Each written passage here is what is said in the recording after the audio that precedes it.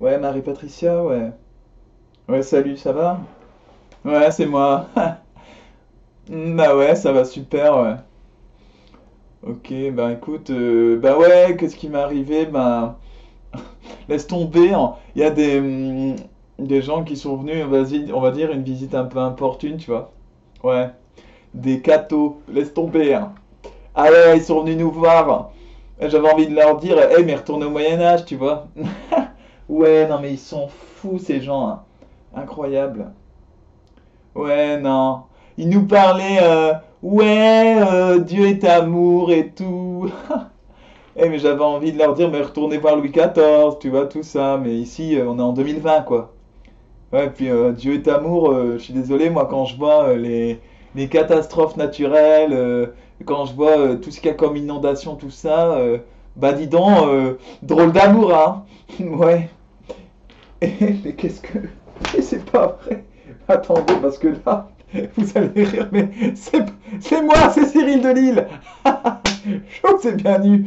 Alors là, est-ce qu'à un moment, vous comprendrez que c'est moi? Je vous piège à chaque fois. Bon, pourquoi est-ce qu'il y a des catastrophes naturelles? Notre ami en parlait. D'abord, laissez-moi fermer cette petite porte.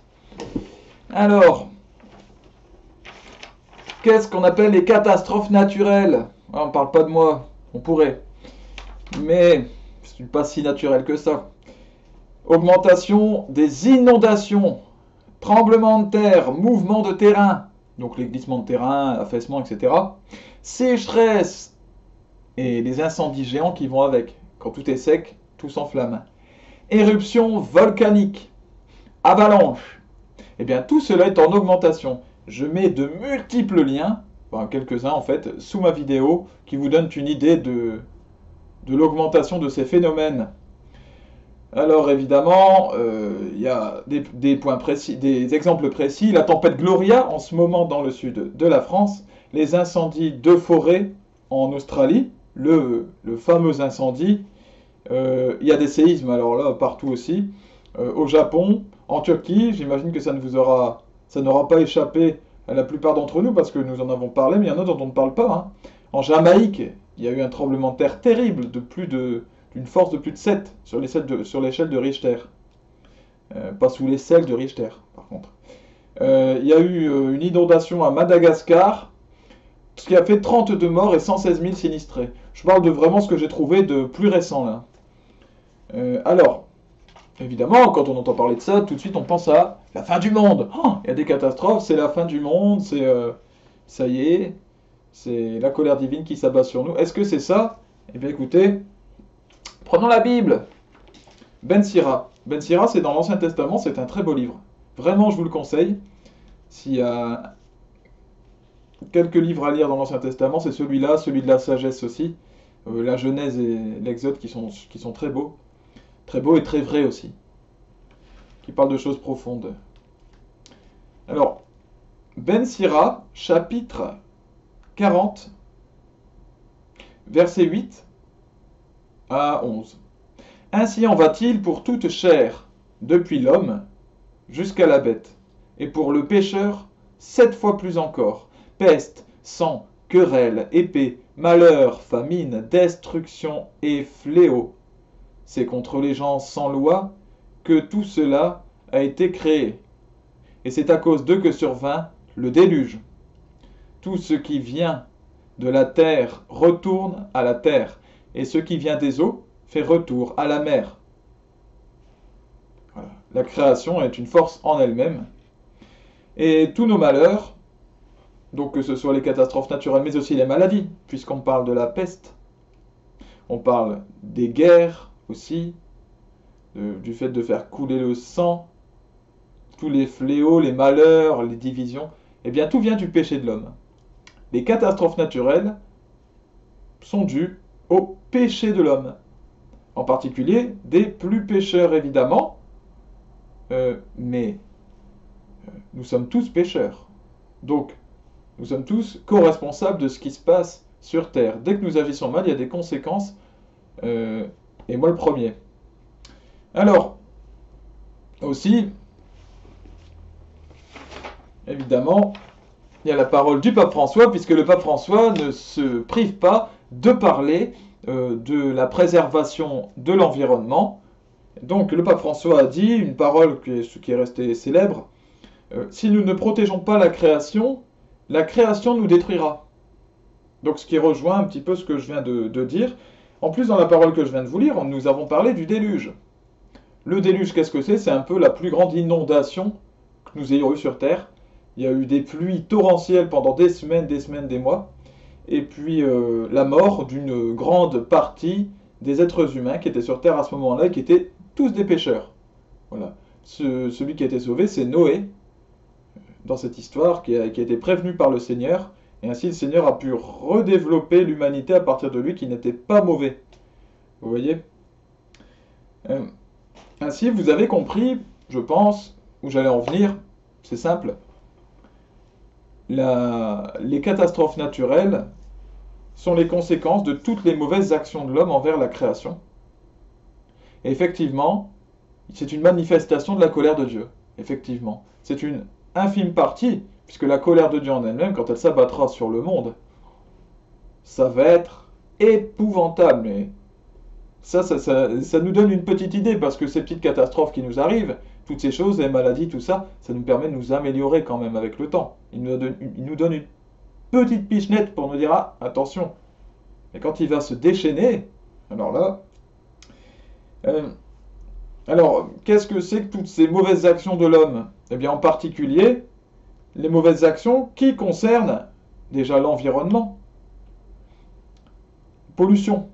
Alors, pollution, je parle des... Bon, jeter des papiers, etc. Oui, c'est de la pollution, mais je parle surtout des grosses pollutions. Pollution, par exemple, les déchets radioactifs qui sont mis dans la terre. Les dégazages en mer qui font des catastrophes, qui détruisent la faune et la flore maritime. Il y a aussi le braconnage. Voilà, le fait de continuer à tuer des animaux protégés que nous voulons garder, alors que c'est juste pour de l'argent, c'est pas nécessaire. Pareil pour la destruction de végétaux qui sont protégés, de sites classés. Destruction de forêts, voilà, comme évidemment la forêt amazonienne. Encore une fois, le pape François en parle beaucoup. La surconsommation des ressources naturelles. Ça aussi, c'est faire du mal. Que de surconsommer toutes les ressources naturelles. En arriver, par exemple, à transformer le blé chimiquement pour qu'il se développe plus. Les OGM, ça aussi, c'est du mal qui est fait à la terre, à la nature. Mais il n'y a pas que ça. Et c'est là un point essentiel sur lequel je veux arriver. Je m'adresse aux écologistes, aux défenseurs de l'environnement. À juste titre, vous défendez l'environnement, vous défendez le végétal et l'animal. Mais lorsque l'on veut défendre ces formes de vie, eh bien il faut avant tout défendre la vie de l'homme, parce que nous faisons partie de la création. Pourquoi est-ce que vous ne défendez pas les atteintes à la vie de l'homme, puisque vous êtes écologiste? Vous devez reconnaître que l'homme fait partie de la création, nous avons besoin de vous. Par exemple, il faut manifester comme nous le faisons, ou alors parler contre la manipulation génétique. Les manipulations génétiques, c'est ouvertement une atteinte à la création de Dieu, à la création en tout cas, croyant en Dieu ou pas, à la création, à l'environnement. La contraception, qui est un blocage du fonctionnement naturel, l'avortement, le mariage homosexuel aussi, qui empêche la famille de se développer normalement, l'euthanasie. Voilà, alors, c'est tout ce qui contrevient à la vie naturelle de l'homme de manière générale. Pourquoi est-ce que il faut défendre la vie de l'homme avant tout? Pourquoi est-ce que j'ai dit ça? Eh bien, je reprends la Bible. Dans la Genèse, au chapitre 1, verset 28, il est dit, verset 28 d'ailleurs à 30, Dieu les bénit et leur dit, soyez féconds et multipliez-vous. Dieu parle à Adam et Ève. Remplissez la terre et soumettez-la. Soyez les maîtres des poissons de la mer, des oiseaux du ciel et de tous les animaux qui vont et viennent sur la terre. Dieu dit encore, je vous donne toute plante qui porte sa semence sur toute la surface de la terre, et tout arbre dont le fruit porte sa semence, telle sera votre nourriture. À tous les animaux de la terre, à tous les oiseaux du ciel, à tout ce qui va et vient sur la terre et qui a souffle de vie, je donne comme nourriture toute herbe verte. Et ce fut ainsi.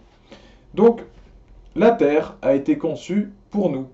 Et si l'on touche à l'homme, eh bien, on touche au bijou de notre création. Voilà. Ces péchés, tous ces péchés-là, les péchés contre la vie de l'homme, sont aussi et avant tout cause de nos catastrophes naturelles. Alors dans les médias, on pourra continuer à mon Dieu, il s'est passé une telle catastrophe, telle inondation, tel séisme à tel moment, il y a tant de morts, il y a tant de ceci. Puis il pourra continuer à y avoir des personnes qui sont là, oh mon Dieu quand même, oh là là, mais c'est triste, c'est triste. Mais ce qui est triste en fait, c'est le péché de l'homme surtout. Et qu'est-ce que nous pouvons faire nous pour ne pas pécher et puis prévenir les autres et faire en sorte que dans ce monde, nous ayons conscience qu'il faut protéger la création entière, végétaux, animaux et êtres humains. Voilà mes chers amis, à bientôt. C'était votre soldat en Christ, Cyril de Lille. Eh bien, que Jésus le Christ, Fils du Dieu éternel qui a tout créé, qui est le Tout-Puissant, vous bénisse et vous mène à sa vérité. À bientôt.